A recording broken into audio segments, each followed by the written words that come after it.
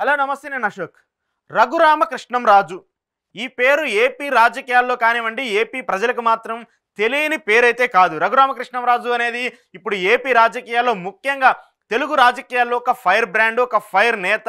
వైసీపీలో ఉండి వైసీపీ ఎంపీగా గెలిచి వైసీపీనే విమర్శించి సీఎం జగన్మోహన్ రెడ్డిని డైరెక్ట్గా నువ్వు నువ్వు నువ్వు అని టార్గెట్ చేసే వ్యక్తుల్లో మెయిన్ పర్సన్ ఎవరన్నా ఉన్నారంటే ఆయన రఘురామకృష్ణంరాజు గారు. అయితే రఘురామకృష్ణంరాజు 2019 ఎన్నికల్లో వైసీపీ ఎంపీగా పోటీ చేశారు. నరసాపురం నుంచి అక్కడ విజయం సాధించారు. ఆ తర్వాత పార్టీలో కొంత విభేదాల కారణంగా పార్టీలో కొంతమంది నేతల మధ్య ఉన్నటువంటి గొడవల వల్ల ఆయన పార్టీకి దూరంగా వచ్చేశారు. కానీ ఎంపీగా కంటిన్యూ అవుతున్నారు. ఈ నేపథ్యంలోనే రఘురామకృష్ణంరాజు చాలాసార్లు జగన్మోహన్ రెడ్డి పైన, వైసీపీ చేసినటువంటి స్కీమ్స్ పైన, అక్కడ పార్టీలో జరుగుతున్నటువంటి ఇబ్బందుల పైన, పార్టీ చేస్తున్నటువంటి అవినీతి పైన చాలాసార్లు డైరెక్ట్గానే మాట్లాడారు. జగన్మోహన్ రెడ్డిని కూడా డైరెక్ట్గానే కామెంట్ చేస్తూ వచ్చారు. ఈ నేపథ్యంలోనే ఆయన్ని డైరెక్ట్గా జగన్మోహన్ రెడ్డి ఆయన్ని అరెస్ట్ చేయించి ఆయన్ని కొట్టించారనేది కూడా చాలాసార్లు ఆయనే డైరెక్ట్గా మీడియా ముందుకు వచ్చి చెప్పిన పరిస్థితి కనబడుతుంది. ఈ నేపథ్యంలో మరికొద్ది నెలల్లో ఏపీకి ఎన్నికలు జరగబోతున్నటువంటి నేపథ్యంలో రఘురామకృష్ణంరాజు ఎక్కడ నుంచి పోటీ చేస్తారు, ఏ పార్టీలోకి వెళ్తారు?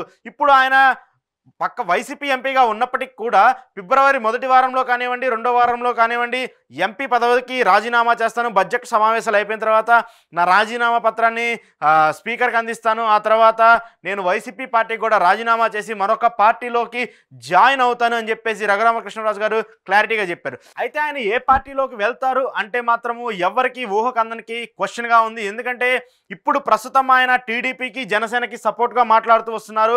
వీళ్ళిద్దరూ ఆల్రెడీ కూటమిలో ఉన్నారు. మళ్ళీ జనసేన, బీజేపీ, టీడీపీ 3 కలిసి పోటీ చేస్తాయని చెప్పేసి కూడా రఘురామకృష్ణంరాజు చాలాసార్లు జోష్యం చెప్పిన పరిస్థితిని కూడా మనం చూస్తున్నాం. అయితే ఆయన టీడీపీ, జనసేనలోకి వెళ్ళాలని చెప్పేసి ఆయన ట్రై చేస్తున్నప్పటికీ ఆ 2 పార్టీలు ఈయనని పార్టీలో చేర్చుకునే అవకాశం ఎక్కడా కనిపించట్లేదు. ఎందుకంటే లోకల్గా రఘురామకృష్ణంరాజు చేసినటువంటి, వైసీపీకి చేసినటువంటి వ్యాఖ్యలు కానివ్వండి, పార్టీని టార్గెట్ చేస్తూ మాట్లాడినటువంటి మాటలు కానివ్వండి, వైసీపీకి కొంత అడ్వాంటేజ్ చేసినప్పటికీ ముఖ్యంగా ఆయన సామాజిక వర్గానికి సంబంధించినటువంటి ఓట్ బ్యాంకును మాత్రం పోగొట్టుకున్నాయని చెప్పాలి. సో ఒకవేళ ఆయన టీడీపీ, జనసేనలోకి చేర్చుకుంటే మాత్రము డైరెక్ట్గా పార్టీని విమర్శించినటువంటి ఒక నేతని వీళ్ళిద్దరూ పార్టీలో చేసుకుంటే అది వైసీపీకి అడ్వాంటేజ్ అయ్యే అవకాశం ఉంది. డైరెక్ట్గా ఆయన్ని వాళ్ళు కామెంట్ చేసే పరిస్థితి ఉంటుంది కాబట్టి డైరెక్ట్గా పార్టీని అటాక్ చేసే క్వశ్చన్ ఉంటుంది. సో ఈ నేపథ్యంలోనే వాళ్ళెవ్వరూ ఈయన పార్టీలోకి చేర్చుకొని ఆ పార్టీకి సంబంధించి ఎంపీ సీటో, ఎమ్మెల్యే సీటో ఏదో ఒకటి ఇవ్వడానికి మాత్రము ఇరు పార్టీ నేతలు, టీడీపీకి సంబంధించి చంద్రబాబు కానివ్వండి, పవన్ కళ్యాణ్ కానివ్వండి, ఎవరూ సిద్ధంగా లేనట్టు తెలుస్తుంది. దానికి సంబంధించి రఘురామకృష్ణంరాజు ఒక కొత్త స్కెచ్ కూడా వేసినట్టు తెలిసింది. ఆయన డైరెక్ట్గా బీజేపీలోకి వెళ్ళి ఈ ఫిబ్రవరి తర్వాత ఆయన బీజేపీ పార్టీలో జాయిన్ అయ్యి బీజేపీని కూడా టీడీపీ, జనసేన కూటమితో అలయన్స్లో ఉంచి ఆయన బీజేపీ ఎంపీ అభ్యర్థిగా పోటీ చేయాలని చెప్పేసి ఆయన భావిస్తున్నట్టు తెలుస్తుంది. సో ఇవన్నీ నిజమా కాదా అనేది పక్కన పెడితే మాత్రము ఖచ్చితంగా ఇప్పటికే టీడీపీ, జనసేన కూటమిలో ఉన్నాయి.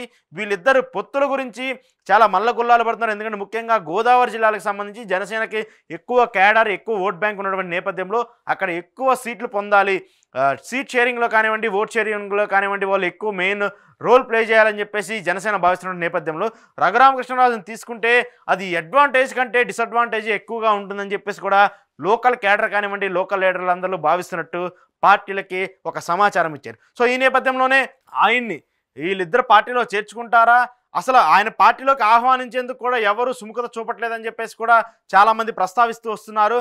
ఆయన డైరెక్ట్లో నేను పార్టీలోకి వస్తానన్నా కూడా doors close, please don't touch our doors అంటూ కూడా కామెంట్ చేస్తున్న పరిస్థితి కనబడుతుంది ఈ ఇద్దరు నేతలు.